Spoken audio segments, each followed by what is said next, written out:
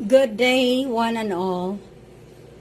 In this video, I will talk about effective leadership. How to become an effective leader. The effective supervisor can multiply the value and benefit contributed to the organization by keeping in mind these considerations covering supervisory responsibilities. First, remember, it is your job to develop and foster the high morale, enthusiasm, and spirit core of your team. Second, make it a point to know and understand the objectives of your boss, department, and company. Make sure your employees know how their individual objectives are and how they fit into and contribute to the organization's objectives. Third, keep all members of your team informed about all aspects of their job and of the work unit in general.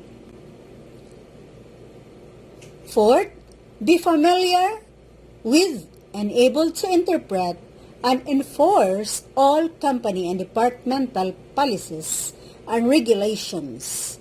To the employee, you are the company. Fifth, assign work, overtime, discipline, and rewards on an impartial basis that is known and understood by all the team members. And the last, make a continual effort yourself and solicit suggestions from team members on work methods improvements. I have here 5 most common reasons supervisors fail. Number 1 is poor delegation. As a manager or a supervisor, you are judged not for the work you do, but for the results you achieve. In order to achieve the greatest results, you must delegate work to other team members.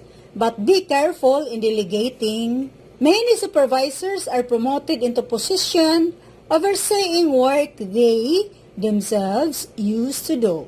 The temptation to do it myself. It can be almost overwhelming.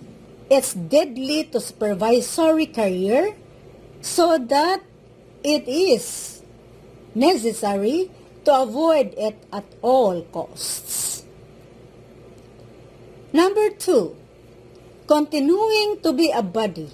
New supervisors promoted from within are especially vulnerable to the temptation to be one of the gang. Unfortunately, that is usually not the best policy because the supervisor must represent other levels of management to the workers, and because the supervisor often must make or relay unpopular decisions, the supervisor must strike a balance between being a buddy and the practice of the good human relation skills of an effective leader. Number 3, wrong use of authority. So this is the opposite of the above problem. An experienced supervisor sometimes let their new authority go to their heads. It must be avoided.